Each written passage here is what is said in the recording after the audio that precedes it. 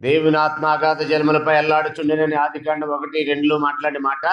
అక్కడ దేవుని ఆత్మ అంటే యెహోవా తండ్రే, పరిశుద్ధాత్మ వేరుగా లేడు అని ఒక వాదం లోకంలోకి వచ్చింది.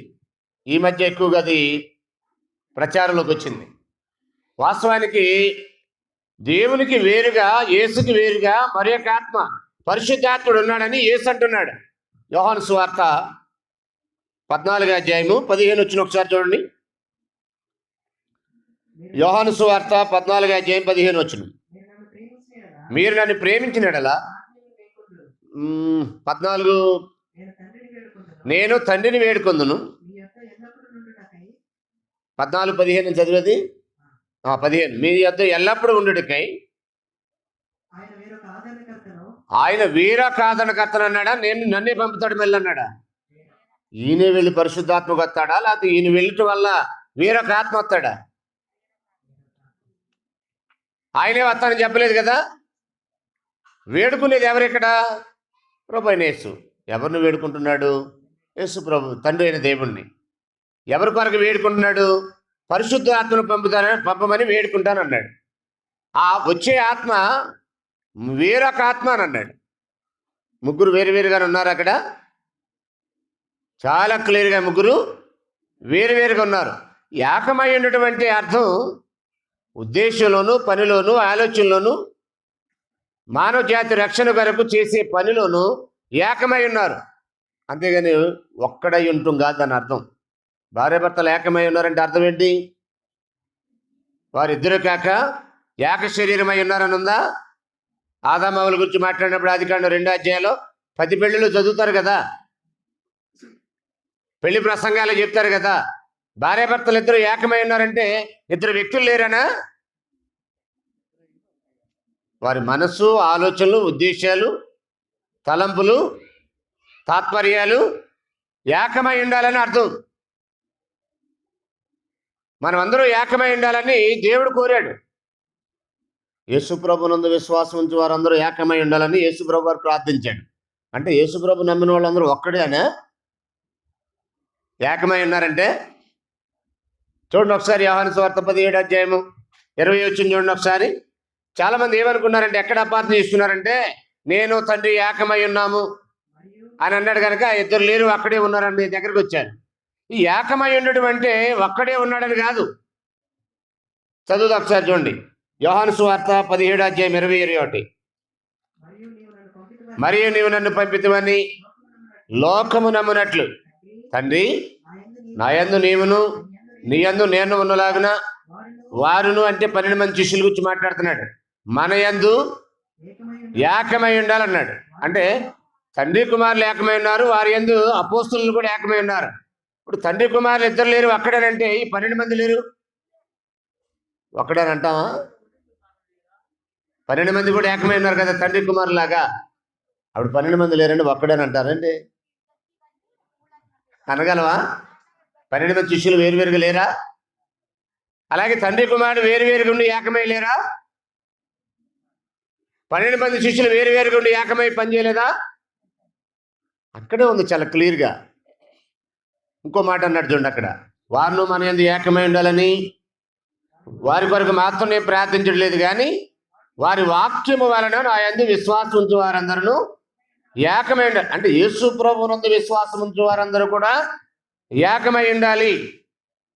కొరింథీయులకు పత్రిక రాస్తూ 1:18 అంటాడు, మీరందరూ ఏక మనస్సుతోనూ, ఏకభావంతోనూ, ఏక తాత్పర్యంతోనూ సన్నద్ధులై ఉండాలి. మనమందరం కూడా క్రీస్తు యేసునందు ఏకమై ఉన్నామనే పదాలు అపోస్తులు అనేక సార్లు వాడారు. అలాగని క్రైస్తవులందరూ కలిపి ఒకే వ్యక్తినా? ఏకమై ఉండడం అనే దానికి అర్థం ఏంటంటే భావనలో, ఉద్దేశంలో, తాత్పర్యంలో, ఆలోచనలో, పనుల్లో ఏకమై ఉండడం అనే, కానీ వ్యక్తులుగా ముగ్గురు లేరు అక్కడే ఉన్నాడని చెప్పడానికి కాదు ఆ పదం వాడింది. ఇలాంటి చాలా మనం చూడొచ్చు. అసలు పాయింట్లోకి వస్తున్నా నేను. ఇప్పుడు వరకు మనం ఏం చేసామంటే తండ్రి ఎలా ఉన్నాడో, కుమారుడు ఎలా ఉన్నాడో, పరిశుద్ధాత్ముడు కూడా ఉన్నాడు. వ్యక్తిగతంగా సపరేట్గా ఆయన కూడా ఉన్నాడు అనే విషయాన్ని గ్రహించాలి. రెండో విషయానికి వెళ్తే, పరిశుద్ధాత్ముడు బైబిల్ని పరిపూర్ణంగా రాయించే వారికి ఏం చేశాడు? బైబిల్ పరిపూర్ణంగా రాయబడిన తర్వాత ఏం చేస్తున్నాడు అనే విషయాలను ఆలోచన చేద్దాం. మొదటగా రెండో విషయం, బైబిల్ రాయిస్తూ ఉండగా పరిశుద్ధాత్ముడు ఏం చేశాడు అనే విషయాన్ని ఒకసారి ఆలోచన చేయాలి. అంటే బైబిల్ రాయించిందే పరిశుద్ధాత్ముడు. పరిశుద్ధాత్మ ద్వారానే దేవుడు గ్రంథాన్ని బయలుపరిచాడు. చదువు ఒకసారి పేతురు రాసినటువంటి 2వ పత్రిక 1వ అధ్యాయము 20-21 వచనాలు. పేతురు రాసిన 2వ పత్రిక 1వ అధ్యాయము 20-21 వచనాలు చూడండి. ఒకడు తన ఊహను బట్టి చెప్పుట వలన లేఖనములో ఏ ప్రవచనం పుట్టదని మొదట గ్రహించుకొనవలెను. ఏలైనగా ప్రవచనము ఎప్పుడును మనుషుని ఇచ్చన బట్టి కలగలేదు గాని మనుషులు పరిశుద్ధాత్మ వలన ప్రేరేపింపబడిన వారై దేవుని మూలంగా పలికిరి. అంటే పరిశుద్ధాత్మ యొక్క ప్రేరేపణ ద్వారా బైబిల్లో ఉన్నటువంటి లేఖనాలు అనేవి పాత నిబంధన కానీ కొత్త నిబంధన కానీ 66 పుస్తకాలు 40 మంది రచయితలు పరిశుద్ధాత్మ యొక్క ప్రేరేపణ చేతనే రాశారు. గ్రంథం రాయించటంలో తండ్రి అయిన దేవుడు సంకల్పించినట్లయితే దేవుడు ఏమి సంకల్పించాడో దాన్ని ఆయా కాలాల్లో ఉన్న భక్తులకి బయలుపరిచిన వాడు పరిశుద్ధాత్ముడు. బైబిల్ 40 మంది రాశారు సుమారుగా. అందులో పాత నిబంధన 32 మంది, క్రొత్త నిబంధన 8 మంది రాశారు. టోటల్గా 40 మంది 66 పుస్తకాలతో ఉన్నటువంటి మన దగ్గర ఉన్న బైబిల్ని రాయటం జరిగింది. ఈ 40 మందిలో పనిచేసిన వాడు పరిశుద్ధాత్ముడు. ఈ 40 మంది పరిశుద్ధాత్మ యొక్క ప్రేరణ చేత రాశారు. దావీదు ఆత్మ ద్వారానే పలికాడు, యెషయా ఆత్మ ద్వారానే పలికాడు. తర్వాత క్రొత్త నిబంధన రాసినటువంటి అపోస్తులు కూడా ఆత్మ ద్వారానే రాయటం అనేది జరిగింది. ఒకసారి 2 ఉదాహరణలు చూద్దాం. సమూయేలు 2వ గ్రంథం 23వ అధ్యాయం 2వ వచనం చూడండి. సమూయేలు 2వ గ్రంథం 23వ అధ్యాయం 2వ వచనం. దావీదు ఇలాగన్నాడు, యెహోవా ఆత్మ నా ద్వారా పలుకుతున్నాడు. పలికేది ఎవరు? దావీదా లేక యెహోవా ఆత్మ? అంటే దావీదు కాదు ఇక్కడ పలికేది, ఆ దావీదు ద్వారా దేవుని ఆత్మ పలుకుతున్నాడు, పరిశుద్ధాత్ముడు పలుకుతున్నాడు అన్నాడు. అంటే దావీదు యొక్క రచనలన్నీ ఎవరి ద్వారా వచ్చినాయి? పరిశుద్ధాత్మ ద్వారా. అపోస్తలుల కార్యములు 28వ అధ్యాయము 27వ వచనం చదువుదాం. అపోస్తలుల కార్యములు 28వ అధ్యాయం 27వ వచనం. ఈ ప్రజలు కన్నులారా చూచి, చెవులారా విని, మనసారా గ్రహించి నా వైపు తిరిగి నా వలన స్వస్థత పొందుకున్నట్లు వారి హృదయం క్రొవ్వి ఉన్నది, వారి చెవులు మందముగా విని కన్నులు మూసుకుని ఉన్నారు అని పరిశుద్ధాత్మ యెషయా ప్రవక్త ద్వారా మీ పితరులతో పలికిన మాట సరియే. ఎవరు మాట్లాడింది ఇక్కడ? ఇది యెషయా గ్రంథం 6వ అధ్యాయంలో ఉన్నటువంటి మాట. ఇది యెషయా గ్రంథం 6వ అధ్యాయంలో యెషయా పలికిన మాట ఎవరి ద్వారా పలికాడు? పరిశుద్ధాత్మ మాట్లాడాడు, యెషయా ద్వారా మాట్లాడాడు. అంటే దావీదు అయినా, పాత నిబంధన రచయిత దావీదు అయినా, మోషే అయినా, ఆ 32 మంది రచయితలు పాత నిబంధన రాసిన వాళ్ళందరూ కూడా ఎలా రాశారంటే వారి ఊహలు కాదు, వారి ఇచ్చలు కాదు, పరిశుద్ధాత్మ యొక్క ప్రేరణ ద్వారానే వారు గ్రంథాన్ని రాశారనే విషయాన్ని మనం గ్రహించాలి. అపోస్తులు కూడా ఆత్మ ప్రేరణ చేతనే రాశారు. ఎఫెసీ పత్రిక 3వ అధ్యాయం. పాత నిబంధనలు ఉన్నటువంటి ప్రవక్తలే కాదు, క్రొత్త నిబంధనలు ఉన్నటువంటి అపోస్తులు ప్రవక్తలు కూడా ఆత్మ యొక్క ప్రేరణ చేతనే గ్రంథం రచించారనే విషయాన్ని రికార్డ్ చేయబడింది బైబిల్లో. చదువుదాం. ఎఫెసీ పత్రిక 3వ అధ్యాయము 3 నుండి. ఎఫెసీ పత్రిక 3వ అధ్యాయం 3 నుండి. ఎట్లనగా క్రీస్తు మర్మము దేవదర్శనం వలన నాకు తెలియపరచబడదన్న సంగతిని గురించి మునుపు సంక్షేపముగా మీకు రాసితిని. మీరు దానిని చదివిన ఎడల దానిని బట్టి ఆ క్రీస్తు మర్మముల గురించి నాకు కలిగిన జ్ఞానం గ్రహించుకొనగలరు. ఆ తర్వాత ఈ మర్మం ఇప్పుడు ఆత్మ మూలముగా, అది చూడండి అక్కడ, ఆత్మ మూలముగా దేవుని పరిశుద్ధులకు అపోస్తులకును ప్రవక్తలకును బయలుపరచబడి ఉన్నట్టుగా పూర్వకాలం ముందున్న మనుషులకి తెలియపరచబడలేదు అన్నాడు. ఒక్క నిమిషం జాగ్రత్త చూడండి. అంటే అపోస్తలకి ప్రవక్తలకు ఎవరు బయలుపరిచారని ఈ వచనం చెప్తుంది? పరిశుద్ధాత్ముడు. సో చాలా క్లియర్గా బైబిల్లో రాయబడిన సమాచారం ఏంటంటే, మన దగ్గర ఉన్న పరిశుద్ధ గ్రంథం అనే బైబిల్ 66 పుస్తకాలు, పాత నిబంధన 39 పుస్తకాలు, క్రొత్త నిబంధన 27 పుస్తకాలు, టోటల్గా 66 పుస్తకాలు. సుమారు పాత నిబంధన 32 మంది, కొత్త నిబంధన 8 మంది, టోటల్గా 40 మంది. సుమారు 1600 సంవత్సరాల టైం పీరియడ్లో ఈ 66 పుస్తకాలు రాశారు. రాసిన వారు ఎవరు కూడా వారి ఉద్దేశాలు రాయలా, వారి తలంపులు బంధువులు పెట్టలా. దేవుని ఆత్మ ద్వారా ఏదైతే వారికి బయలుపరచబడిందో అది మాత్రమే వాళ్ళు గ్రంథస్థం చేశారు. ఇలా గ్రంథం క్రీస్తు పూర్వం 1500 సంవత్సరాల్లో మోషే ద్వారా ప్రారంభమైంది. మోషేలో పనిచేసిన వాడు పరిశుద్ధాత్ముడే. క్రీస్తు శకం 96-97లో ప్రకటన గ్రంథం రాయబడింది, ఆఖరి పుస్తకం బైబిల్లో.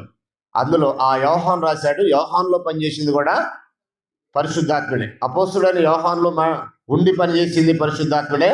క్రీస్తు పూర్వం 1500 సంవత్సరాల క్రితం ఆది కాండాన్ని రాసినటువంటి మోషేలో పనిచేసింది కూడా పరిశుద్ధాత్మ దేవుడే. కాబట్టి పరిశుద్ధాత్మ దేవుని ద్వారా 66 పుస్తకాలతో ఉన్నటువంటి గ్రంథం బయలుపరచబడింది. ఈ బయలుపరిచే ఈ క్రమంలో ఆయన ఏం చేశాడో ఒకసారి మనం ఆలోచన చేయాలి. మార్కు సువార్త 16వ అధ్యాయం 20 వచనం చదువుదాం. మార్కు సువార్త 16వ అధ్యాయము 19-20 చదువుదాం. ఇలాగూ ప్రభువైన యేసు వారితో మాట్లాడిన తర్వాత పరలోకమునకు చేర్చుకొనబడి దేవుని కుడి పార్శ్వమున ఆసీనుడై, అంటే ఆయన చనిపోయి సమాధి చేయబడి తిరిగి లేచి ఆరోహణై తండ్రి కుడి పార్శ్వమున ఆసీనుడైన తర్వాత ఏం జరిగిందో చెప్తున్నాడు. చదవండి. వారు బయలుదేరి, ఎవరు వారు? అపోస్తలులు. మీరు పైన 14 వచనం చదివితే పిమ్మట 11 మంది శిష్యులను భోజనం కూర్చున్నప్పుడు ఆయన వారికి ప్రత్యక్షమై తాను లేచిన తర్వాత తను చూసిన వారిని మాట నమ్మనందున వారు అపనమ్మిక నిమిత్తము, వారి హృదయకాఠిన్యము నిమిత్తము వారిని గద్దించును అని అన్నాడు. మరి మీరు సర్వలోకమునకు వెళ్ళి, ఎవరు గురించి మాట్లాడుతున్నాడు ఇదంతా? ఆ 11 మంది శిష్యులు. అంటే అప్పటికి యూదా చనిపోయాడు, మత్తయి ఇంకా చేర్చబడలా. ఈయన ఆరోహణం అయిన తర్వాత 12 శిష్యుడు భర్తీ చేయబడతాడు. అందుకని ఆ 11 మంది శిష్యులతో రాశాడు అక్కడ. ఎందుకంటే యూదా చనిపోయాడు కదా 12 మందిలో అప్పుడు, ఆయన అప్పగించినటువంటి యూదా. కాబట్టి 11 మందితో మాట్లాడుతున్నాడు. ఏం మాట్లాడుతున్నాడు చూడండి. మీరు సర్వలోకానికి వెళ్ళి ప్రకటన చేయండి అన్నాడు. ఆ ప్రకటన చేస్తున్న ఈ క్రమంలో ఏం జరిగిందో 20 వచనం చదువుతాం. వారు బయలుదేరి వాక్యమంతటా ప్రకటించిరి. ప్రభు వారికి సహకారుడై ఉండి వెనువెంట జరిగించుచు వచ్చిన సూచక్రియల వలన వాక్యమును స్థిరపరచుండెను. ఆమేన్. అంటే దేనికి ఈ సూచక్రియలు జరిగాయంటే ఒక వివరణ ఇచ్చాడు ఇక్కడ. వాక్యమును స్థిరపరచడానికి సూచక్రియలు జరిగించాడు. మరొక విషయాన్ని మనం హెబ్రీయులకు రాసిన పత్రిక 2వ అధ్యాయంలోకి వచ్చేయండి. హెబ్రీయులకు రాసిన పత్రిక 2వ అధ్యాయం చదివినట్లయితే, దేవుడు తన వాక్యాన్ని స్థిరపరిచే క్రమంలో అపోస్తలులకి అద్భుతాలు చేసే శక్తిని ప్రసాదించాడు, సూచక్రియలు చేసే శక్తిని ప్రసాదించాడు, మహత్కార్యాలు చేసే శక్తిని ప్రసాదించాడు. 2వ అధ్యాయము 3-4 వచనాలు. ఇంత గొప్ప రక్షణను మనము నిర్లక్ష్యం చేసిన ఎడల ఎలాగ తప్పించుకుందాము? ఇంకా 2 కూడా చదివితే బాగుంటుంది. ఎందుకనగా దేవదూతల ద్వారా పలకబడిన వాక్యం స్థిరపరచబడినందున. 3వ వచనం డైరెక్ట్గా. అంటే వాక్యం స్థిరపరుస్తున్నాడు అనే విషయాన్ని మళ్ళీ ఇక్కడ జ్ఞాపకం చేస్తున్నాడు. చదవండి. ఇంత గొప్ప రక్షణ మనం నిర్లక్ష్యం చేసినట్ల ఎలాగ తప్పించుకుందాము? అట్టి రక్షణ ప్రభు బోధించడం చేత ఆరంభమై దేవుడు తన చిత్తానుసారంగా సూచక్రియల చేతను, మహత్కార్యముల చేతను, నానా విధములైన అద్భుతముల చేతను, వివిధములైన పరిశుద్ధాత్మ వరములను అనుగ్రహించడం చేతను వారితో కూడా సాక్ష్యమిచ్చుచుండగా వినిన వారి చేత మనకి దృఢపరచబడును. ఏమిటది? వాక్యం. వాక్యాన్ని ఎలా స్థిరపరిచాడు? వాక్యాన్ని ఎలా దృఢపరిచాడు? అనే విషయాన్ని ఆలోచన చేస్తే అద్భుతాలు, సూచక్రియలు, మహత్కార్యాలు, ఆత్మ ద్వారా అనుగ్రహించబడినటువంటి వివిధమైన వరాలను బట్టి వాక్యాన్ని స్థిరపరచండి. అద్భుతాలు, సూచక్రియల యొక్క ఉద్దేశం అది. అపోస్తలుల ద్వారా కార్యాలు చేయించడానికి గల కారణం అది. అపోస్తలులని గుర్తించడానికి కూడా అవే చిహ్నాలు అన్నాడు. కొరింథీయులకు రాసిన 2వ పత్రిక 12వ అధ్యాయము 12వ వచనం ఒకసారి చూడండి. అద్భుతాలు, సూచక్రియలు, మహత్కార్యాలు అపోస్తలులకి గుర్తులు. వీరు అపోస్తలులు అని చెప్పడానికి అవి ఆధారములని అన్నాడు. సూచక్రియలను, అద్భుతములను, మహత్కార్యములను చేయటం వలన ఏమన్నా జాగ్రత్త చూడండి. అక్కడ సూచక్రియలను, అద్భుతములను, మహత్కార్యములను చేయటం వలన అపోస్తలుల యొక్క చిహ్నములు పూర్ణమైన ఓరిమితో మీ మధ్యను నిరజముగా కనపరచబడిందని అన్నాడు. అంటే అపోస్తలుల యొక్క చిహ్నాలు ఏంటి? వాళ్ళు అపోస్తలు అంటారు, గుర్తులేంటి? వాళ్ళని ఎలా ఐడెంటిఫై చేయాలి? అద్భుతాలు, సూచక్రియలు, మహత్కార్యములు. వాళ్ళు వాటిని చేశారు. చేసేలాగా వారికి ఆ వరాలు అనుగ్రహించబడ్డాయి. వారు నడిచి వెళ్తుంటే నీడ తగిలి స్వస్థతలు జరిగాయి. నీడ తగిలి పేతురు నడుస్తుంటే నీడ తగిలి స్వస్థతలు జరిగాయి. పేతురు తబిత అనే ఒక స్త్రీని చనిపోతూ లేపాడు. పౌలు నడికట్లు తీసుకెళ్తే రోగుల దగ్గరికి పౌలు వెళ్ళక్కర్లా. పౌలు వాడిన వస్త్రాలు తీసుకెళ్తే రోగాలు తగ్గాయి. పౌలు ఐతుకనే ఒక యవనస్తుడు చనిపోతే లేపుతాడు. వాళ్ళ మధ్య అలాంటి అద్భుత కార్యాలు ఎన్నో జరిగాయి. ఎందుకు వాళ్ళు చేశారనంటే దేవుని వాక్యాన్ని స్థిరపరచడానికి, దేవుని వాక్యాన్ని దృఢపరచడానికి. వాక్యం స్థిరపరచబడుతూ ఉండగా, వాక్యం దృఢపరచబడుతూ ఉండగా ఇలాంటి అద్భుతాలు, సూచక్రియలు, మహత్కార్యాలు దేవుడు అపోస్తలుల ద్వారా జరిగించాడు. జరిగించిన వాళ్ళు ఏం చెప్పారంటే అపోస్తల కార్యం 3వ అధ్యాయాలకు వచ్చేయండి. ఏ అధికారంలో చేశారు, ఏ నామంలో చేశారు, ఎవరి వల్ల చేశారు, ఎలా చేశారు మీరు ఈ కార్యాన్ని? ఒక కుంటివాడిని అనేకులు బాగా పరిచయం ఉన్నటువంటి, ఎక్కడో రహస్యంగా జరిగిన కార్యం కాదు. అనేకులు బాగా పరిచయం ఉన్నటువంటి ఒక కుంటివాడు కొన్ని సంవత్సరాల పాటు అక్కడ యెరూషలేము దేవాలయం వద్ద భిక్షమాడుకునేవాడు. ఈ పేతురు యోహానులు వచ్చినప్పుడు కూడా అలాగే అడిగాడు. కానీ వాళ్ళు అన్నారు, వెండి బంగారాలు మా యొద్ద లేవు, నజరేయుడైన యేసు నామమున లెగమంటే వెంటనే గంతులు వేస్తూ పరిగెత్తాడు. ఒకసారి చదువుతాను చూడండి. 3వ అధ్యాయం అపోస్తల కార్యము. చదవండి. పగలు 3 గంటలకు ప్రార్థనా కాలమున పేతురు యోహాను దేవాలయానికి ఎక్కి వెలుచుండగా పుట్టినది మొదలుకొని, ఎప్పుడు మధ్యలో వచ్చిన రోగం కాదంట, పుట్టినది మొదలుకొని, ఆ జాగ్రత్త చూడండి. మధ్యలో కాలు పెరిగితే మళ్ళీ దాన్ని కట్టేసి బాగు చేయడం కాదు ఇది. మధ్యలో కాలు ఇరిగితే దాన్ని మరలా తిరిగి కట్టేసి బాగు చేసింది కాదు ఇది. బై బర్త్ డిసీజ్ అనమాట ఇది. బై బర్త్ డిసీజెస్కి ఏ మెడికల్లో ట్రీట్మెంట్ లేదండి. మీకు తెలుసో లేదో, పుట్టుతో మూగివాడికి ట్రీట్మెంట్ లేదు. పుట్టుకతో వైకల్యంతో పుట్టిన వారికి ట్రీట్మెంట్ లేదు.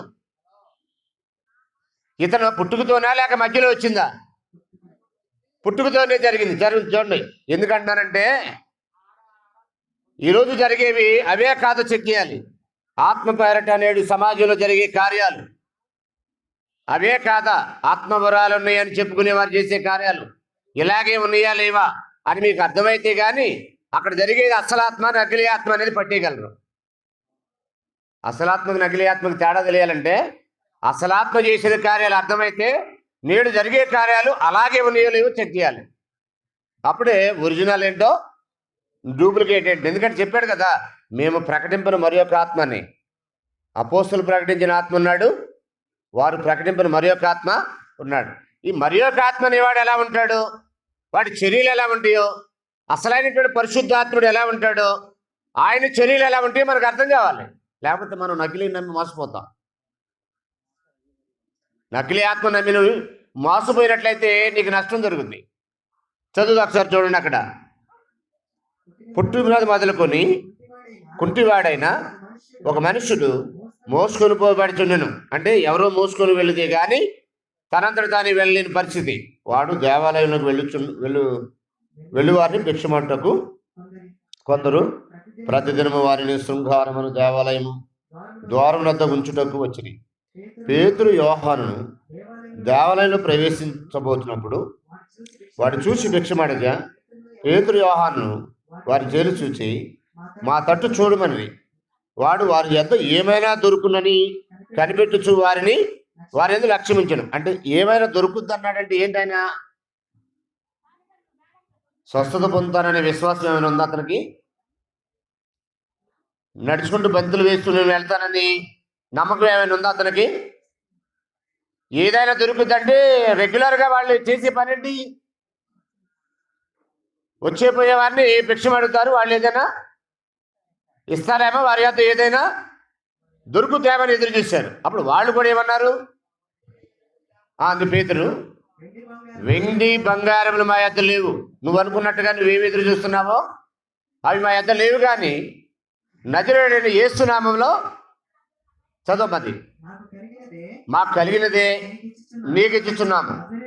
నజరేయుడైన యేసుక్రీస్తు నామమున నడవమని చెప్పి వాడి కుడి చేపట్టి లేవనెత్తెను.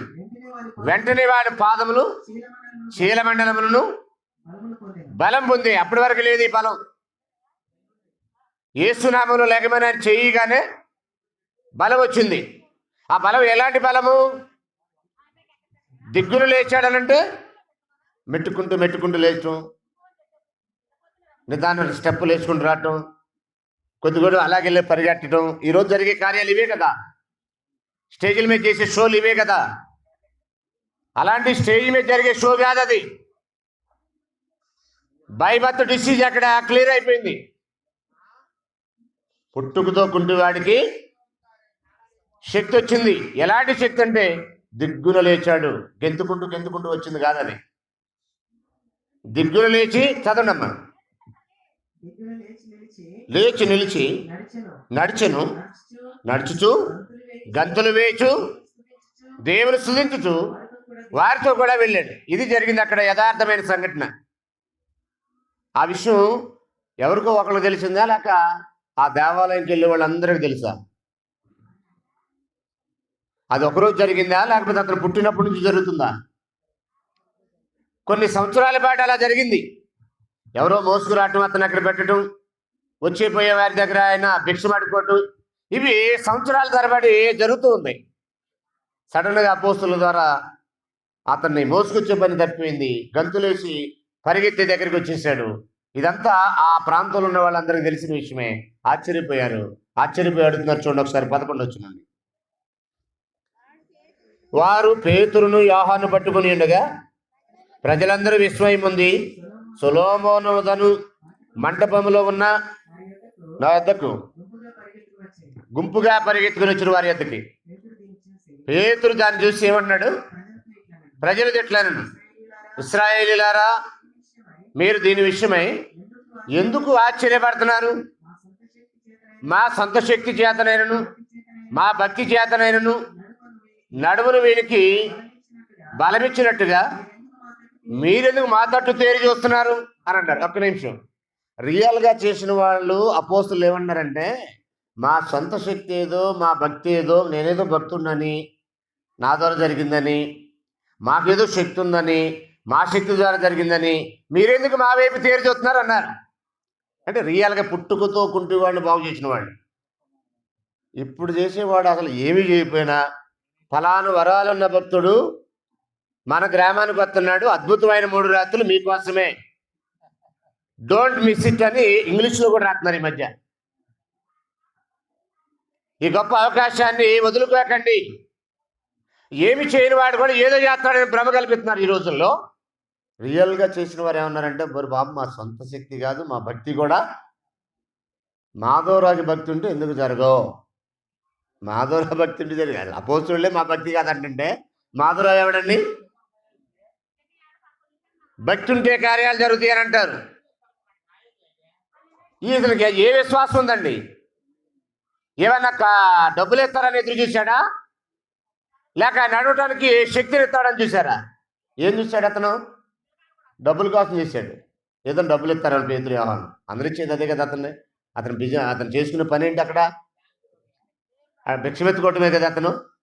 ఏదైనా భిక్ష వేస్తారని ఎదురు చూశాడు. కానీ అతను ఊహించిన రీతిగా అతనికి నడవగలిగే శక్తిని ఇచ్చారు వీళ్ళు. వచ్చింది వారి ద్వారానైనప్పటికీ వాళ్ళు ఏమన్నారు తెలుసా? మా సొంత శక్తి కాదు, మా భక్తి కూడా కాదు. ఈరోజు ఏం చెప్తున్నారు? భక్తులు భక్తి ద్వారా జరుగుతుంది. ఆయన దగ్గర భక్తి ఉంది కనుక, స్పెషల్ క్వాలిటీస్ ఉన్నాయి కనుక, ప్రత్యేకమైన శక్తులు ఉన్నాయి కనుక ఆయన ద్వారా జరుగుతుంది అని ఒక ఆలోచన లోకంలో జరుగుతుంది. వాస్తవానికి పరిశుద్ధాత్ముడు చేసే కార్యాలు ఎలా ఉంటాయంటే, బై బర్త్ డిసీజెస్ కూడా క్లియర్ చేసేసాడు. మీరు చూడండి, ఎక్కడైనా మీకు తెలిసి పుట్టుకతో కుంటివాడు మామూలుగా మీరు నడుస్తున్నట్టుగా నడుస్తున్నాడు, ఒక్కళ్ళు చూపించండి నాకు. మీ ఊర్లో కానీ, మీకు పరిచయం ఉన్న ఊర్లో కానీ గాలిని చూడండి. మీరు ఎక్కడైనా ఆంధ్ర, తెలంగాణ, మీకు తెలిసిన ప్రాంతాలన్నీ గాలించండి. మీకు చిన్నప్పటి నుంచి తెలిసినటువంటి కుంటివాడు ఎక్కడైనా ఫలానా వ్యక్తి ప్రార్థన చేస్తే, స్వస్థత వరాలున్న భక్తులు ప్రార్థన చేస్తే బాగుపడ్డాడని ఒక్క కేసు చూపించండి నాకు. అంటే వాళ్ళందరూ చేసేది ఏంటప్పుడు? స్టేజ్ షోలు చేస్తున్నారు. ఇదంతా ఎందుకు చేస్తున్నారంటే, యేసు ప్రభు దగ్గరికి మనుషులు రప్పించడానికి అంటారు. యేసు దగ్గర రావడానికి ఇందులో జరిగినవి చాలు అన్నాడు, ఇంక ప్రత్యేకంగా చేయాల్సిన అవసరం లేదన్నాడు. చూస్తారా మీరు? యేసు నమ్మడానికి ఆల్రెడీ బైబిల్లో ఎందుకు రాయించాడంటే, జరిగిన సంఘటనలో యేసు నమ్మడానికి రాయించాడు, మరలా ఇప్పుడు ప్రత్యేకంగా చేయించడానికి కాదు. యోహాను సువార్త 20వ అధ్యాయం, ఒకసారి యోహాను సువార్త 20వ అధ్యాయానికి వచ్చేయండి. యోహాను సువార్త 20వ అధ్యాయము 30-31. మరియు అనేకమైన ఇతర సూచక్రియలు యేసు తన శిష్యులు ఎదుట చేశాను, అవి ఈ గ్రంథమందు రాయబడి ఉండలేదు. కానీ యేసు దేవుని కుమారుడైన క్రీస్తు అని మీరు నమ్మునట్లు, నమ్మి ఆయన నామందు జీవం పొందినట్లు ఇవి రాయబడిన అన్నాడు. రాయబడిన వాటిని నమ్మితే యేసు యందు విశ్వాసం కలగాలన్నాడు. నువ్వు గ్రంథం రాసింది దేనికి అసలు? మళ్ళీ ఫ్రెష్గా అద్భుతాలు చేస్తే గ్రంథం ఎందుకు? ఇంకా ఈ గ్రామంలో ఏదో ఒక అద్భుతం చేశారనుకో, అసలు ఈ గ్రౌండ్ పట్టుద్దా? అసలు బైబిల్ అవసరమా? దేవుణ్ణి నమ్మించడానికి ఒక అద్భుత కార్యం చేస్తే చాలదా? రారా జనం. ఇప్పుడు తాయెత్తులు కడుతున్నాడు, ఏ గ్రంథం చదవకుండా వెళ్తలేదు అక్కడికి జనం. విభూతులు వేస్తున్నారు, ఏ గ్రంథాలు చదవకుండా పరుగులు తీయట్లేదు అక్కడికి జనం. చెప్పండి, ఆ దగ్గర ఏ గ్రంథం ఉండదు, ఏ గ్రంథం బోధించడు. తాయెత్తు కడతాడు, వెళ్తారు జనం గుంపులు గుంపులుగా. దర్గాలకు వెళ్తున్నారా? విభూతులు రాస్తున్నారు చాలా మంది, వెళ్తున్నారా లేదా? మనుషులు కోట్ల మంది అండి. ఈ దేశంలో రాళ్లకు కూడా కోట్ల మంది భక్తులు ఉన్నారు, తెలుసలేదు మీకు? మనుషులకే కాదు, మనిషి అబద్ధాలు చెప్పగలడు, మనిషి కవించగలడు, మనిషి నవ్వించగలడు, కాసేపు కామెడీ చేయగలడు, కాసేపు షో చేయగలడు. ఈ సినిమాలో ఉన్నటువంటి ఆ కళ ఏదైతే ఉందో అదంతా కూడా స్టేజీల మీద పండించగలరు. వీళ్ళ దగ్గర రావడం పెద్ద విషయం ఉంది. అసలు రాయికి కోట్ల మంది భక్తులు ఉన్నారండి ఈ దేశంలో, లేరా? చెప్పండి. రాళ్ళకి భక్తులు ఉన్నారా? దేవత్వం లేని దేవతలకు భక్తులు ఉన్నారా? దేవుడు కాని దేవుళ్ళకి భక్తులు ఉన్నారా? ఏ స్థాయిలో ఉన్నారు? కోట్ల మంది. మరి స్టేజీ మీద బ్రహ్మాండ మంచి షూట్ వేసి, మంచి పెద్ద పెద్ద వాయిద్యాలు పెట్టి, ఒక మంచి మందిరాన్ని ఏర్పాటు చేసి, మంచి ఏసీలు ఏర్పాటు చేసి, అందులో విఐపి గ్యాలరీలు ఏర్పాటు చేసి, పెద్ద పెద్ద వాయిద్యాలు పెట్టి, కల్చరల్ ప్రోగ్రాలు ఏర్పాటు చేసి, స్టేజీ షోలు ఏర్పాటు చేసి, స్టేజీ మీద డ్యాన్సులు వేపించి, చిన్నపిల్లలకు కూడా స్కిట్లని వేపించి, ఇలాంటి ఎంటర్టైన్మెంట్ ప్రోగ్రాలు చేస్తే వీళ్ళ దగ్గరికి వెళ్ళరా? అంటే జనం వెళ్తే నిజమా? మరి జనం వెళ్తే నిలబడితే రాయి దగ్గర కూడా వెళ్తున్నారుగా, అది కూడా నిజమేనా? అది కూడా ఒప్పుకోవాలి. అప్పుడు ఎక్కువ మంది జనం ఎక్కడికి వెళ్తే అదే నిజం అనుకుందామండి. మోషే 12 మందిని పంపాడు కనాను దేశం ఎలాగుందో చూసిరమ్మని. 10 మంది చెడ్డ సమాచారం చెప్పారు, 2 యెహోషువ కాలేబు మాత్రమే క్షేమమైన సమాచారం చెప్పారు. ఇప్పుడు 10 మంది చెప్పింది రైటా, 2 చెప్పింది రైటా?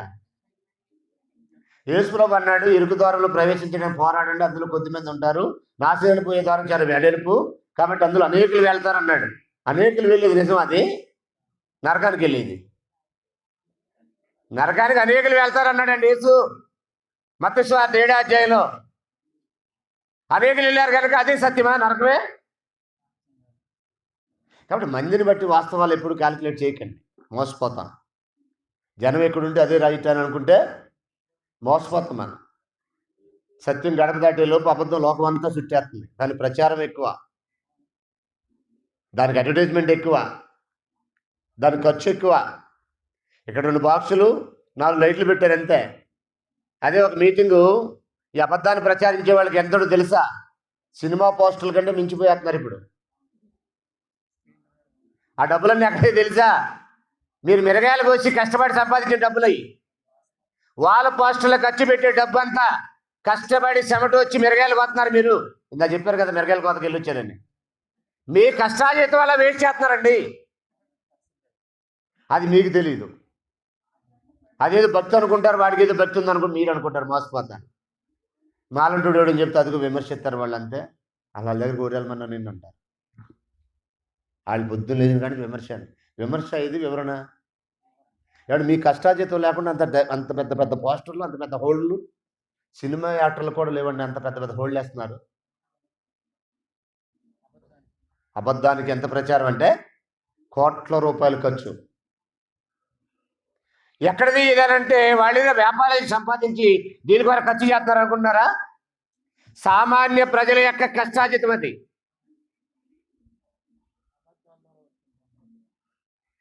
కాబట్టి ఒకసారి ఆలోచన చేయండి.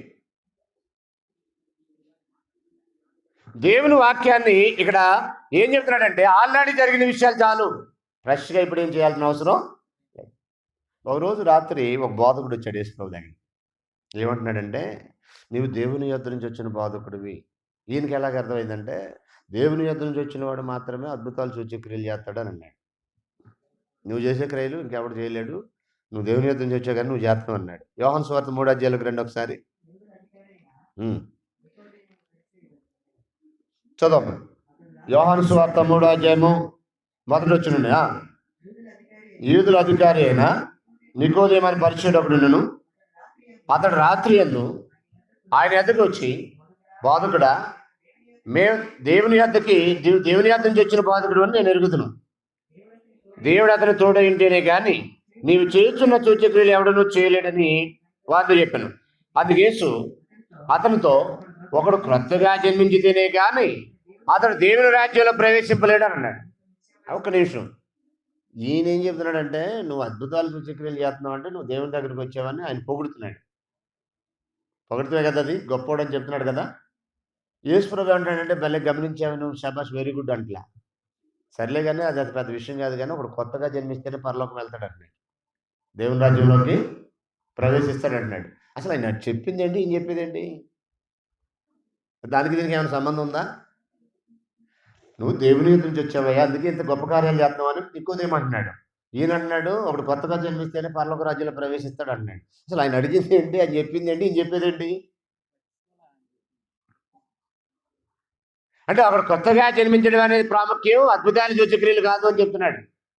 14 వచ్చిన 3వ అధ్యాయం 14 వచ్చింది చూడండి. 3వ అధ్యాయము యోహాను సువార్త 14 వచ్చిన.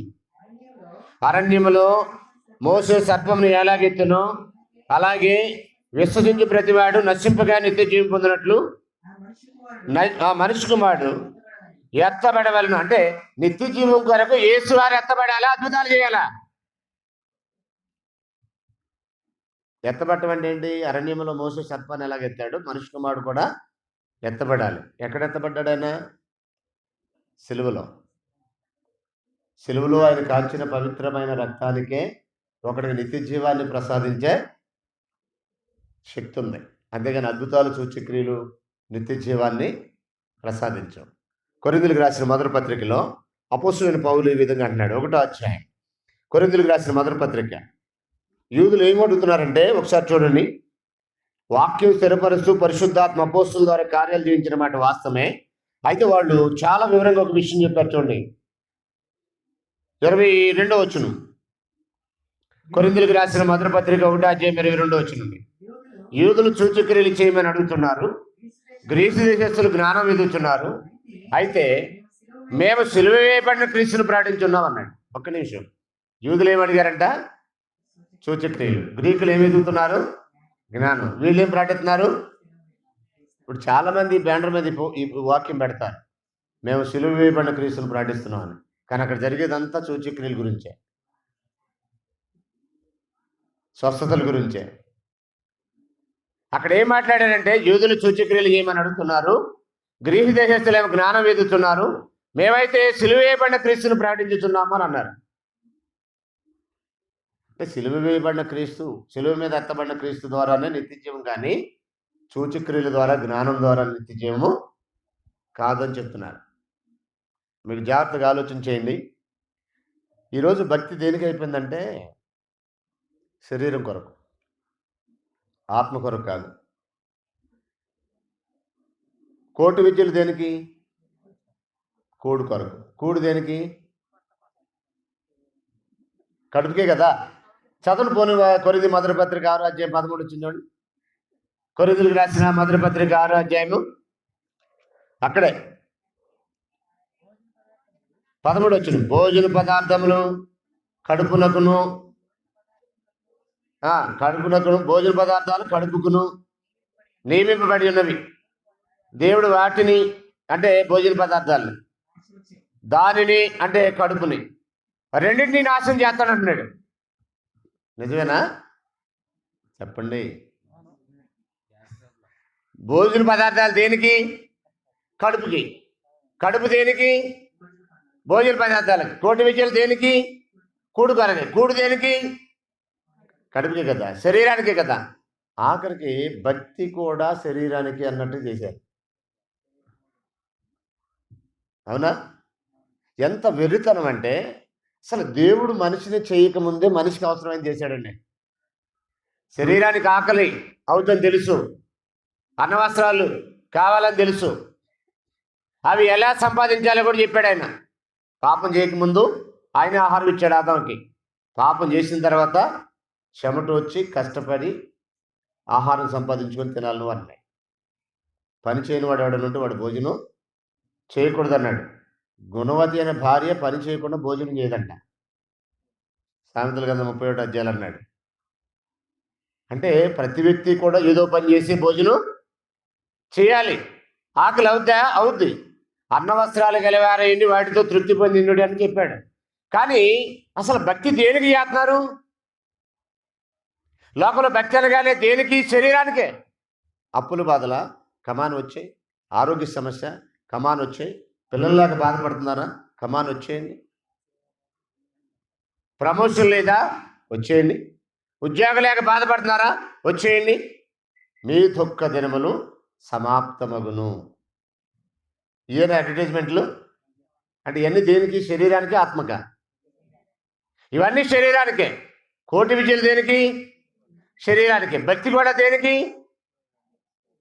శరీరానికి అయిపోయిందండి. ఆన్లైన్ పెట్టి తెల్లారు లేడుతారు. దేనికోసం చెప్పండి? ఆత్మీయ బలానిక, శరీర కోరికలక.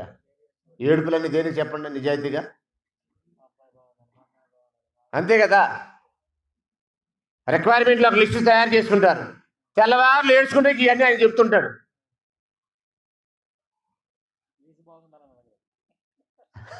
అర్థమైందా? అంటే దేని కొరకు అయిపోయిందంటే భక్తి ఆఖరికి శరీరం కొరకు అయిపోయింది. పొద్దున్నుంచి మీరు చేసిన ఆ మెరుగై కోత దేనికి? శరీరం కోసమే కదా. ఎక్కడికి వచ్చేది దేనికి? ఇప్పుడు ఇక్కడికి వచ్చింది దేనికి? శరీరం కొరకు, ఆత్మీయ ఆహారం కొరక, వాక్యమనే పాల కొరకు, వాక్యమనే అన్నం కొరకు, వాక్యమనే బలమైన ఆహారం కొరకు. దానికోసం వెళ్తున్నారా? ఆదివారం కానీ ఇలాంటి మీటింగ్లకు కానీ ఏమో ఏ పొట్టలో ఏముందో ఓ రాయెత్తి పోలా. అంతేనా? అంతేనా? మనుషుల యొక్క కామన్ థింకింగ్ ఎలా ఉందంటే ఏమో అక్కడికి వెళ్తే ఏదో జరుగుతామో, వాళ్ళు చెప్తున్నారు, వీళ్ళు చెప్తున్నారుగా. అది అయ్యగారు వస్తున్నాడంటే, ఏ గారు వస్తున్నాడంట, ఆయన ద్వారా అది జరుగుతుంది, ఈయన ద్వారా నాకు కూడా జరుగుద్దేమో, ఇలాంటి ఆలోచనే తప్ప వాక్యం విని, వాక్యం అనే ఆహారం తిని, వాక్యం అనే పాలు తాగి, వాక్యం అనే బలమైన ఆహారం తిని, ఆత్మలో నేను బలం పొందాలి, ఆత్మీయంగా నేను బలపడాలి, ఆత్మ దేవుని యొద్దకి నేను చేరాలి అనే ఆతృత కానీ ఆరాటం కానీ లేదు. వినటానికి వేగిరపడాలి, వాక్యం వినటానికి అన్నాడు యాకోబు.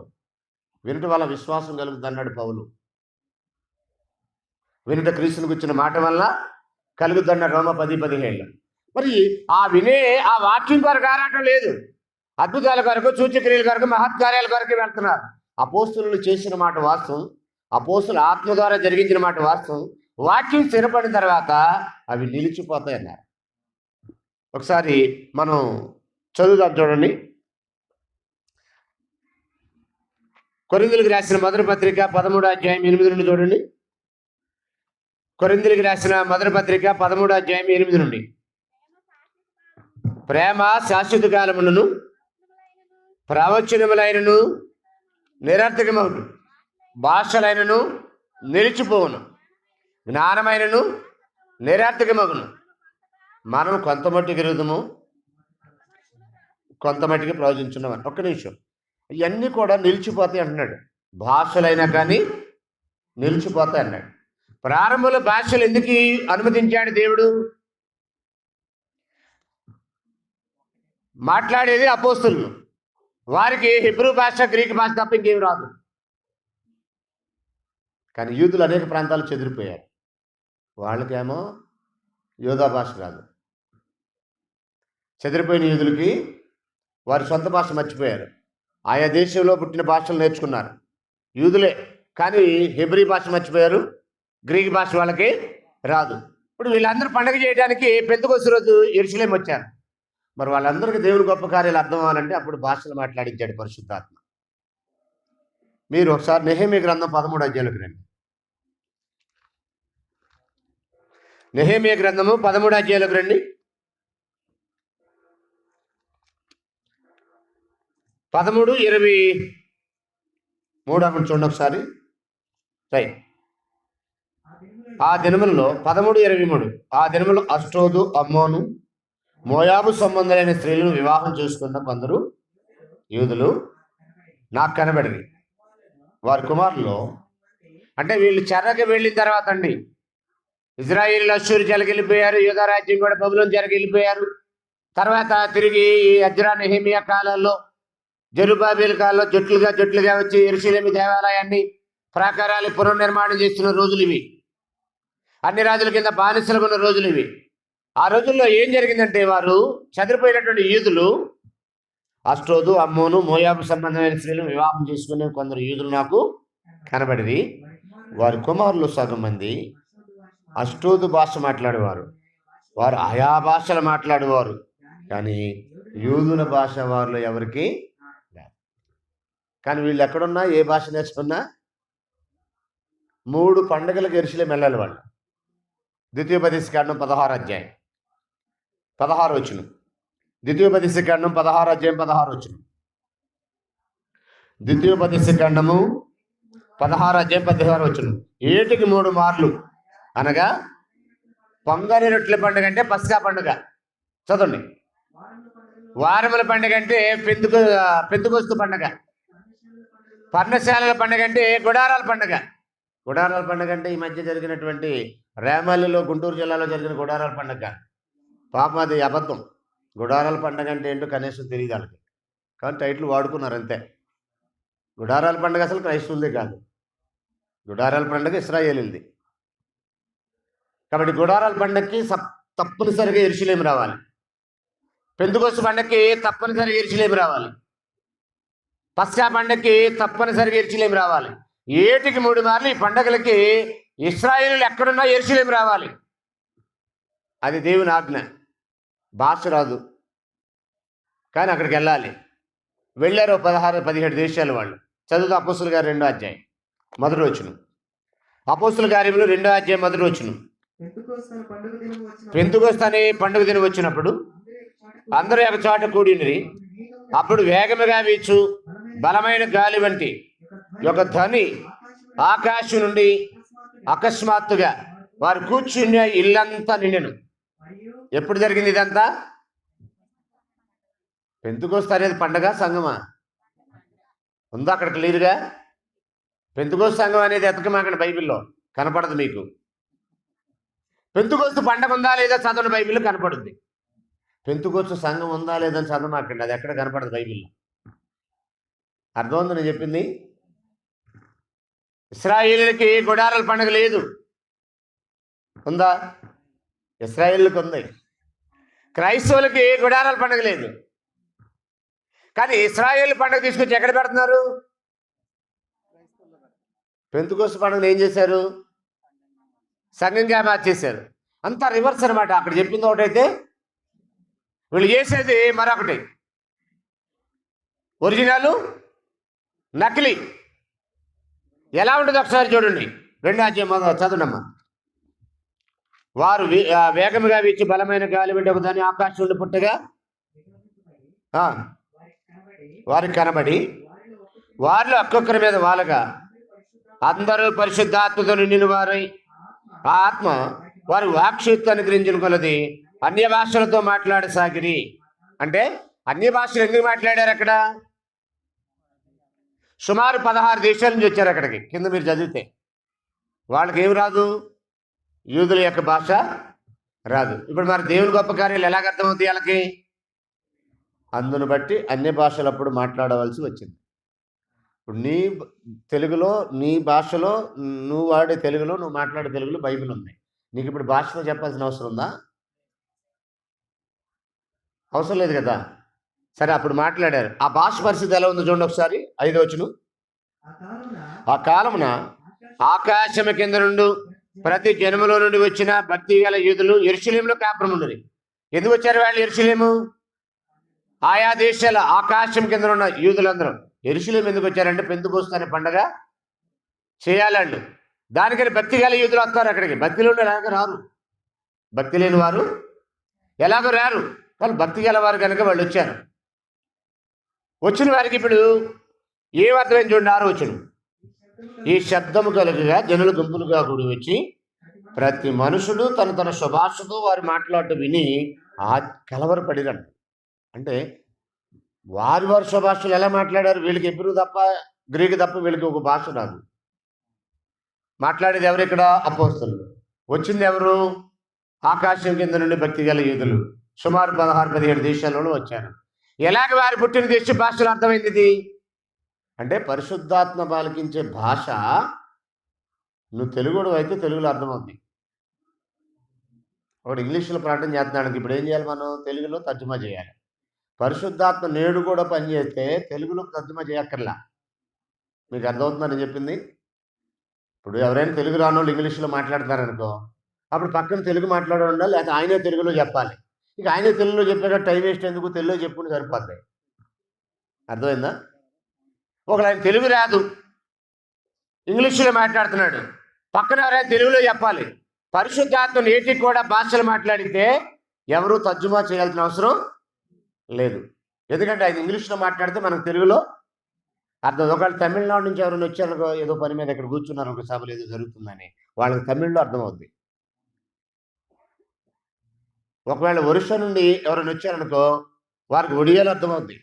కేరళ నుంచి ఎవరైనా వచ్చారనుకో, వాళ్ళకి మలయాళంలో అర్థమవుద్ది.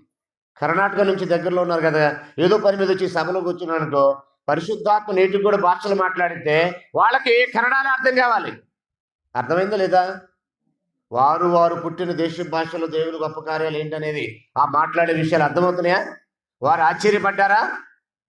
ఇప్పుడు అడుగుతున్నాను, ఈరోజు పరిశుద్ధాత్మ పేరిట మాట్లాడుతున్న భాషలు అర్థమవుతున్నాయా? అర్థమవుతున్నాయా? నిజం చెప్పండి. బెల్లంపల్లి ప్రవీణ్ మాట్లాడే భాష అర్థమయ్యేదేనా? హోసన్నా మినిస్ట్రీలో వాళ్ళ మీటింగ్లో మాట్లాడుతున్నారా? మీటింగ్ ఆఖరి రోజు పెద్ద పెద్ద సౌండ్లు పెట్టి అదివే వస్తుంది, అదివే వస్తుంది, అదివే వస్తుంది అంటాడు జాన్ విస్లీ. ఏం వస్తుందంటే పరిశుద్ధాత్మ. పెద్ద పెద్ద కేకలెత్తు, చేయి అంతా పిచ్చి చేయను ఎగురుతుంటారు. ఒంటి మీద ఉన్న బట్టలు కూడా ఊడిపోయేదాకా ఎగురుతుంటారు. అదేమంటే పరిశుద్ధాత్మ. ఇలాంటి చర్యలు బైబిల్ ఎప్పుడైనా చదివారా? ఒంటి మీద బట్టలు కూడా ఊడిపోయేలాగా గంతులు వేసినట్టుగా పరిశుద్ధాత్ముడు ఎక్కడైనా ఆరంభం నుంచి బైబిల్ ఎక్కడం జరిగినాయా? ఎక్కడ జరగల. పరిశుద్ధాత్మ భాషలు మాట్లాడించాడు, కానీ వచ్చిన వారికి వారి వారి స్వభాషల్లో అర్థమైంది. ఇప్పుడు జరిగే భాషలేంటి పరిశుద్ధాత్మ పేరు మీద?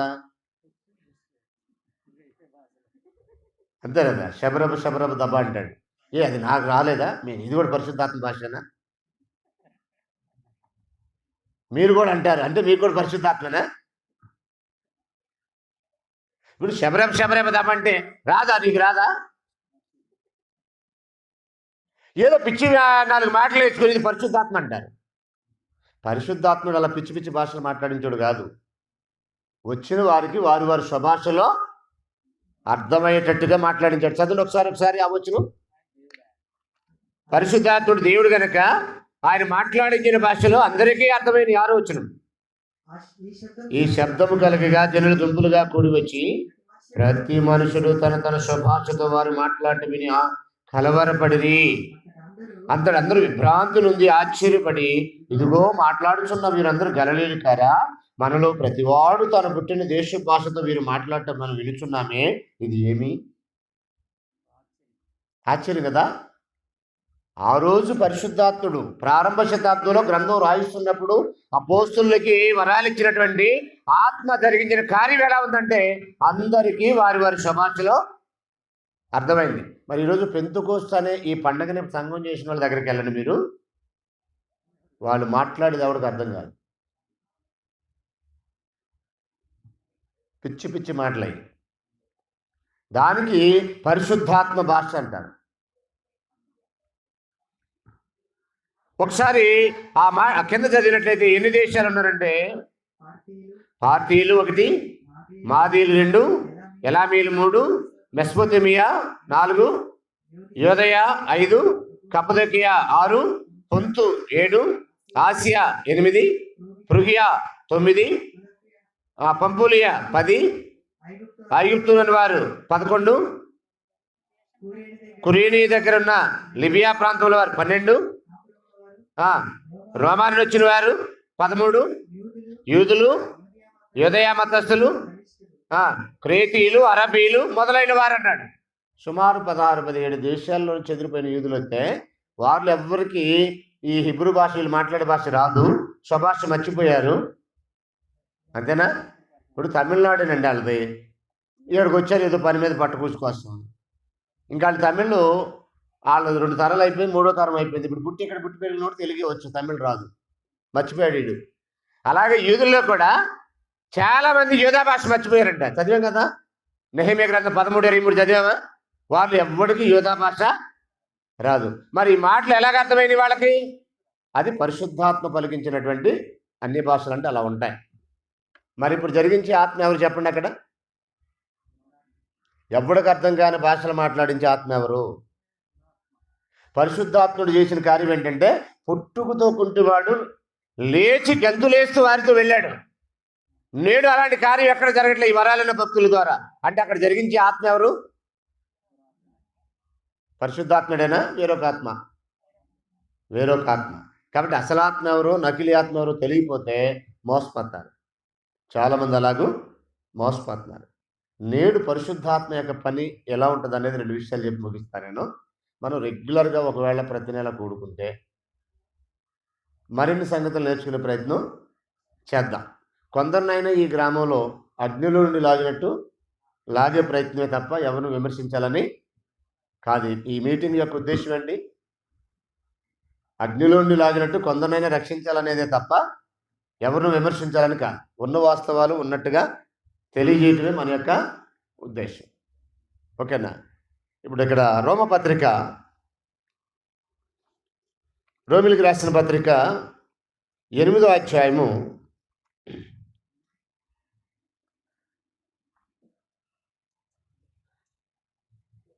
'దేవుని ఆత్మ చేత ఎందరు నడిపించబడతారు వారందరూ దేవుని కుమారులు ఉన్నారంటాడు. చూసారా? రోమిలికి రాసిన పత్రిక 8వ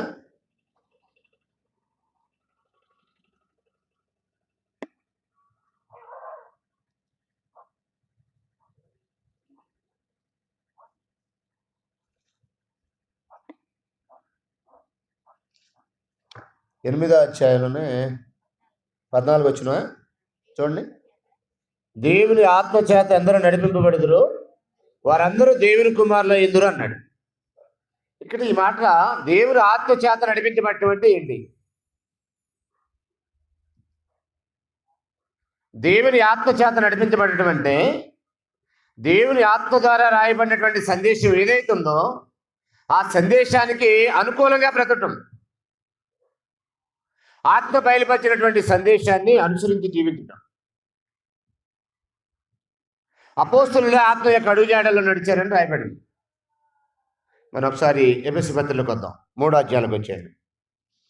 ఎఫెసీ పత్రిక 3వ అధ్యాయం 3వ అధ్యాయము 3వ వచనం చూడమ్మా. ఎట్లనగా క్రీస్తు మర్మము దేవదర్శనములను నాకు తెలియపరచబడిన సంగతిని గురించి మునుపు సంక్షేపముగా మీకు రాసితిని, మీరు దానిని చదివిన ఎడల అన్నాడు. ఆ జ్ఞానం మీరు కూడా గ్రహిస్తారన్నాడు. అంటే వీళ్ళకి మరలా బయలుపరిచేది లేదా? చదివితే గ్రహిస్తారన్నాడు. ఇక్కడ ఆత్మ ద్వారా ఏదైతే బయలుపరచబడిందో, ఆత్మ ద్వారా ఏదైతే వారు రాశారో, రాయబడిన దాన్ని మనం గ్రహించాలి. మరలా ఇప్పుడు ఆత్మ వచ్చి ఆ కార్యాలు చేసే పని లేదు. ఆత్మ ద్వారా నడిపింపబట్టమంటే ఆత్మ ద్వారా అనుగ్రహించినటువంటి వాక్యము మనం ముందే చూసాం కదా. వాక్యము పరిశుద్ధాత్మ బయలుపడుతూ జరిగిందని. ఆ పరిశుద్ధాత్మను బయలుపరిచిన వాక్యాన్ని అనుసరించడమే ఆత్మ యొక్క అడుగుజాడలో నడవటం. మత్తయి సువార్తలో ప్రభు ఒక మాట అన్నాడు. 12వ అధ్యాయం 32వ వచనం. మత్తయి సువార్త 12వ అధ్యాయం 32వ వచనం. ముగించే ముందు 1-2 విషయాలు చూసి ముగించేద్దాం. నేడు పరిశుద్ధాత్ముడు చేసే పని ఏంటంటే వాక్యానుసారంగా మనుషులు నడిపిస్తుంటాడు. అంటే వాక్యం ఏం చెప్తే అది చేసే వ్యక్తులు ఎవరైతే ఉన్నారో వారే పరిశుద్ధాత్మ యొక్క నడిపింపులో ఉన్నవారు. వాక్యానికి వ్యతిరేకమైన పనులు చేసేవారంతా కూడా దురాత్మ యొక్క ప్రేరేపితులే. చదువుదాం ఒకసారి చూడండి. 12వ అధ్యాయం 32.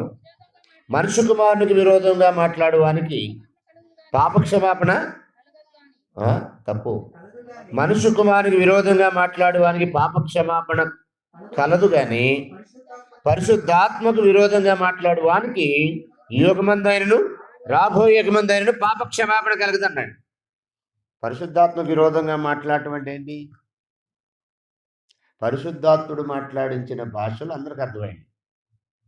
ఈరోజు పరిశుద్ధాత్మను అడ్డం పెట్టుకుని నువ్వు మాట్లాడే భాష ఏది ఎవరికి అర్థం కావట్లా. అదే పరిశుద్ధాత్మకు విరోధంగా చేసే పాపం. మళ్ళీ చెప్తున్నాను, మీకు అర్థమైందో లేదు? అర్థమైందా?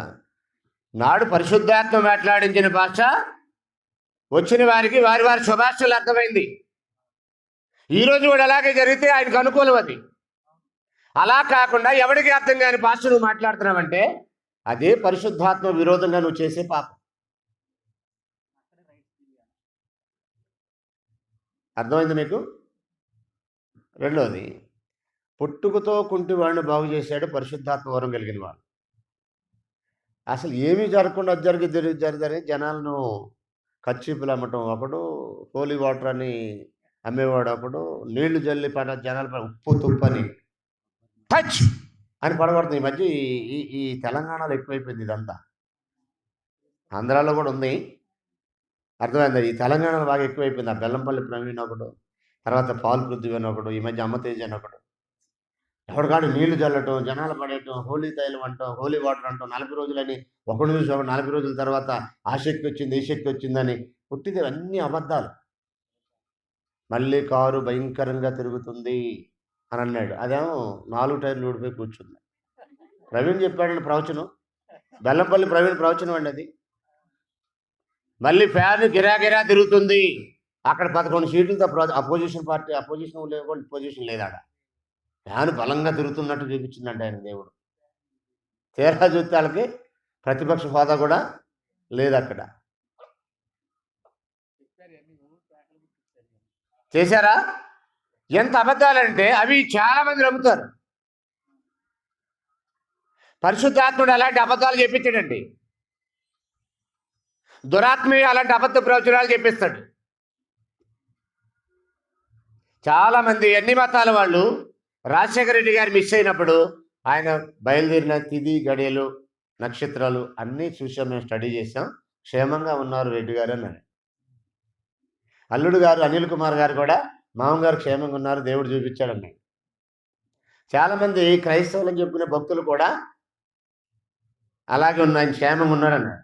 చాలామంది ఆయన దేవుడు నమ్మిన బిడ్డ క్షేమంగానే ఉన్నాడు అన్నాడు. తీరా 3 రోజులాగే చూస్తే పీసులు అయిపోయాయి. అబద్ధాలు చెప్తారండి. ఎందుకు? అది నీకు తెలియని విషయం తెలిసినట్టుగా ఎందుకు ప్రజలు మోసం చేయటం కదా. అందుకని భాషలు అయినా నిలిచిపోతే, ప్రవచనాలు కూడా నిలిచిపోతే, నేడు ఎవరికి జరగబోయే చెప్పాల్సిన అవసరంలా. ఆల్రెడీ గతంలో ఏం జరిగిందో, ప్రస్తుతం ఏం జరుగుతుందో, భవిష్యత్తులో ఏం జరగబోద్దో అంతా దేవుడు గ్రంథంలో రాయించాడు. ఇంకా ప్రత్యేక నీకు నాకు బయలుపరచాల్సిన అవసరం ఉంది. ఇంకో సీక్రెట్ చెప్తాను మీకు, ఏనండి. ఇలాగ ఎవరికి వారు నాకు బయలుపరిచాడని చెప్పడం వల్లే నా యందు విశ్వాసం ఉంచి వారందరూ ఏకమై ఉండాలని యేసు చేసిన ప్రార్థన ఎప్పటికీ జరగట్లా. ఎందుకంటే ఎవరికాళ్ళు నాకు బయలుపరిచాడు అంటున్నాను. బైబిల్ ఎక్కడంటే బైబిల్లో లేదు, నాకు బయలుపరిచాడు. అన్ని గ్రంథాలు ఉంటే బైబిల్ అయ్యగారు ఎందుకు అన్నాడు ఒకటి. ఏమండి మీరు చెప్పింది బైబిల్లో లేదు కదండి అంటే, ఊరుకోవా పద్దాలు బైబిల్ అంటే అన్ని గ్రంథాలు ఉంటే అయ్యగారు ఎందుకు అన్నాడు అంటే, అయ్యగారు స్పెషల్ ఏంటి? గ్రంథంలో లేనిది చెప్పటం. పౌలు గారిని అడిగితే ఆయన అంటాడు, మేము చెప్పింది కాకుండా ఇంకోటి ఎవడని చెప్తే ఆడు పరలోకం నుంచి వచ్చిన దూత అయినా, భూమి మీద ఇంకెవడైనా, అక్కడికి మేమైనా శాపగ్రస్తులు అయిపోతారు అన్నాడు పౌలు గారు. అంటే అపోస్తులు చెప్పిందే ఫైనల్. వాళ్ళు చెప్పిన తర్వాత ఇంకెవడు ఏది చెప్పడానికి వీల్లేదన్నారు. మా నోటి మాటల వల్ల నేను, మా పత్రికల ద్వారా నేను మీకు బోధింపబడిన విధులను చేపట్టుడి అన్నారు. దశలోనికి రాసిన 2వ పత్రిక 2:15. అంత క్లియర్గా చెప్పిన తర్వాత మళ్ళీ ఈరోజు నాలాంటి ఎవరికి బయలుపరిచి నువ్వు వెళ్ళి చెప్పు అంటాడు. దీనికి వ్యతిరేకంగా. కాబట్టి ఈరోజు వాక్యం స్థిరపడిన తర్వాత ఎవరికి అద్భుతాలు సూచక్రియలు చేసే శక్తి ఎవరికి ఇవాళ అవి అపోస్తులతోనే ఆగిపోయాయి. ఈరోజు ఎవరైనా అలాంటి కార్యాలు చేస్తారని మీ గ్రామానికి వచ్చినట్లయితే నమ్మమాకండి. అబద్ధం అది, మోసం అది. ఒకళ్ళు నిజంగా ఉంటే మీ ఊళ్ళో ఎవరైనా పుట్టుకుంటాడంటే తీసుకెళ్ళండి అక్కడికి. చేశారు కదా అపోస్తులు గారి 3వ అధ్యాయంలో చేయమనండి. ఒకళ్ళు నిజమైతే వాళ్ళ భాష, వాళ్ళకి రాని భాష, మనకు రాని భాష మాట్లాడమనండి. మనకు అది మన భాషలో అర్థం కావాలి. అర్థమైంది చెప్పింది. అప్పుడు మనం ఆ శక్తి ఉందని నమ్మొచ్చు. నీకు అర్థం కాని భాష మాట్లాడుతున్నాడంటే నా అబద్ధం అది. ఎవరికి అర్థం కాని భాష మాట్లాడతారంటే నా అబద్ధం అది. కాబట్టి అలాంటి అబద్ధికులు నమ్మకండి, వాళ్ళతో పాటు మీరు కూడా మోసపోకండి. దేవుని చిత్తం అయితే మరలా వచ్చినప్పుడు కలుద్దాం. పరిశుద్ధాత్ముడు ఆయన కార్యాలు అనే విషయాన్ని మనం ఆలోచన చేసినప్పుడు ముందు పరిశుద్ధాత్ముడు ఉన్నాడని మనం ఎరగాలి. రెండోది, వాక్యాన్ని స్థిరపరిచి బలపరచక ముందు పరిశుద్ధాత్ముడు చేసిన కార్యాలు వేరు, వాక్యం స్థిరపడిన తర్వాత ఆయన ఇప్పుడు చేసే కార్యాలు వేరు అనే విషయాన్ని 3 విషయాలు మనం ఆలోచన చేస్తాం. దేవుని చిత్తం అయితే మరలా వచ్చినప్పుడు మరిన్ని విషయాలు నేర్చుకునే ప్రయత్నం చేద్దాం. శ్రద్ధగా ఉన్న మీ అందరికి కూడా వందనములు తెలియజేస్తూ ముగిస్తున్నాను.